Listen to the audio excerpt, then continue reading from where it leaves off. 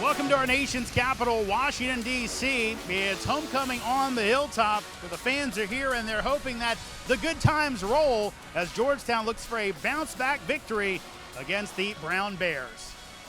It's the toughest sport there is, close to it, got to be. Maybe MMA up there too. 1st and 10 as Wilcox will have 4 wideouts, actually 1 a tight end. And back to throw, down the sideline, has a man, he might have a touchdown. Hoyas bust on the coverage and going all the way to start the game is Solomon Miller. What a start for the Brown Bears. Wow, they said they were gonna come out with creativity and a fun offense, and they emphasized speed, and there you have it. Just a busted coverage right there, as it didn't look like there was a miscommunication between Kaluba Pee-wee Jr. and DeAndre Harris. One looking for help over the top, one didn't get it. Here's the replay, and not a lot of fancy stuff here, just as you kind of talked about. Miller got all conference type speed, and he showed it there. Miller, his coach said the fastest guy in the Ivy League, but he didn't end up running in the finals, but does track for Brown as well, and showed off the speed there. So what a start for Brown in their first play of the season, as the extra point booted through by Marin. And that'll take us to another break. And how you mentioned family full of boxers, he actually had 5 special teams tackles his first year at Brown just because he wanted to get on the field. Don't see the quarterbacks do that often. Wilcox, long bomb. Do they have a second long touchdown? Brown does. Touchdown as Mahoney beats the Hoyas deep. Second time this Hoya standout secondary has been toasted deep as Mahoney goes long for another bomb from Wilcox. What an opening campaign for Brown. Another lengthy touchdown. As a 45-yard touchdown pass, second long one of the game. This is something the Hoyas thought they would be able to stop. Rob Scarlatta can't be happy right now. So Danny Lauder, third drive of the game for the Hoyas. Lauder gets rid of it, almost picked off, and now it will be. Through behind his receiver, and a pick at exactly what they didn't want. Nevaeh Gaddis gets the interception off the ricochet, and things have not started off well for the Hoyas on this homecoming.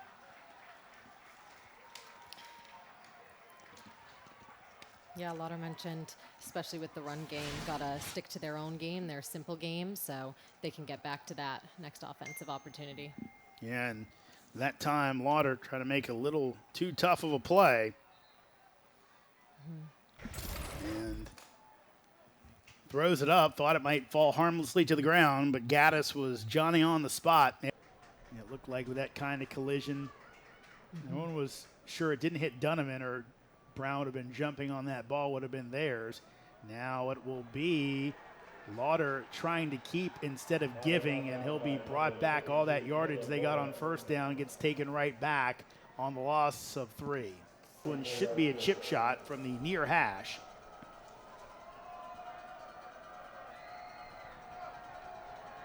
Kick is up, and the kick by Marin is good. So the Hoyas hold Brown to a field goal, but now a 2-possession lead for the Bears.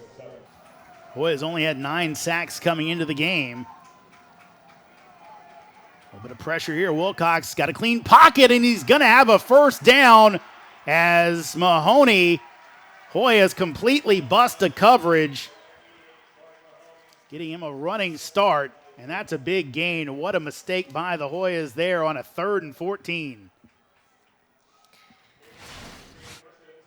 Mahoney's been a consistent contributor today, and that wide open there, right down the center. The Brown field goal team will come back out, as spot will be at the 15-yard line. Excuse me, the spot will be at the 22, so 32-yard kick for Marin. Flynn, your holder.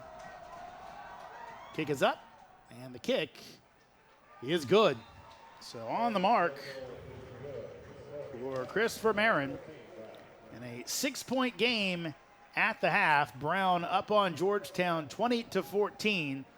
Bears will have the second half kickoff. The Tech team with Michael Vick as Lauder almost fumbles it away, able to get on top of it, but loses 4 yards. Just didn't look to snap in. Back, good to see he's no worse for wear. 3rd and 10, pressure comes. Lauder hit as he's thrown, and that's going to be Brown football, and Lauder is down hurt on the ground. As a big play, believe that was the defensive end, Quincy Utse, who struggled with a big-time knee injury a couple of years ago, has gotten back to full strength and makes his impact felt as Lauder will get off the field, but took a heck of a hit.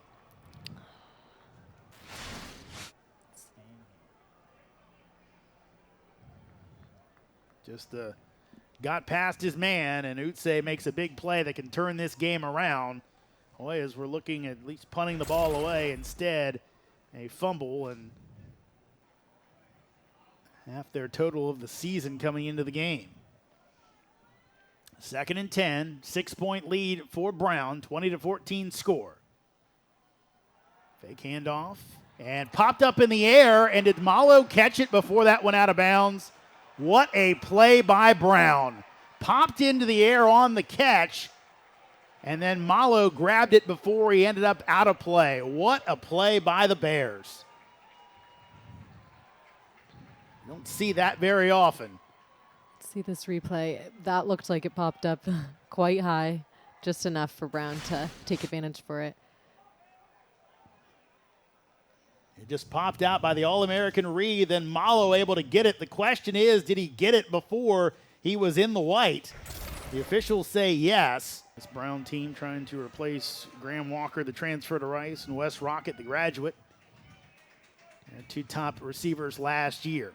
Here's DeLucia up the middle. He's got a big gain of 12 out across the 50-yard line.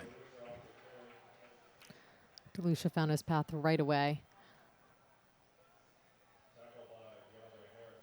And he did. DeLucia back up to Stockton Owen out of Belmore, New York. And 1 touchdown last year, ran for 168 yards. Wilcox out in the flat, finds his man. It's Pezza. Pezza's going to have first down yardage inside the 40. And said, just how the way they kind of shut down what Maris did in the second half.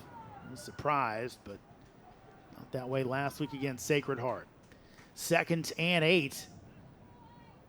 Fake the handoff.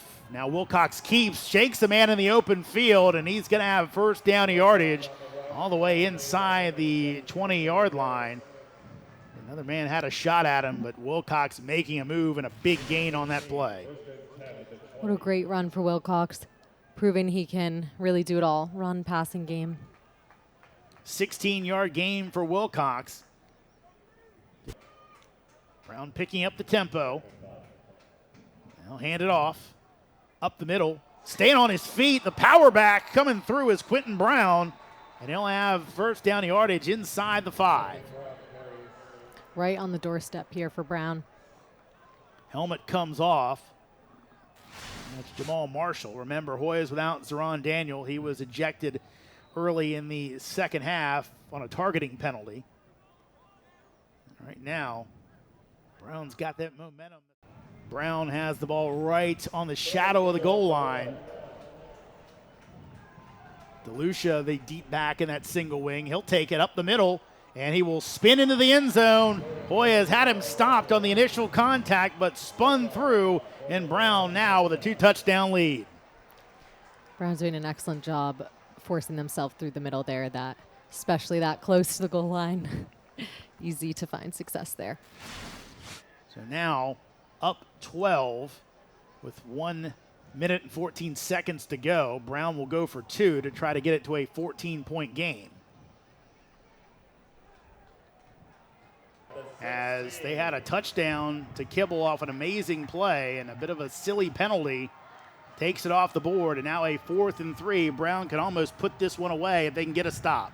Lauder on the roll, looking for a man, throws one up and threw it way out of the end zone. Flag goes down, but I think this is going to be uncatchable because Lauder didn't even keep it close to the end line. That ball bounced at least 5 yards outside, and they're going to pick up the flag.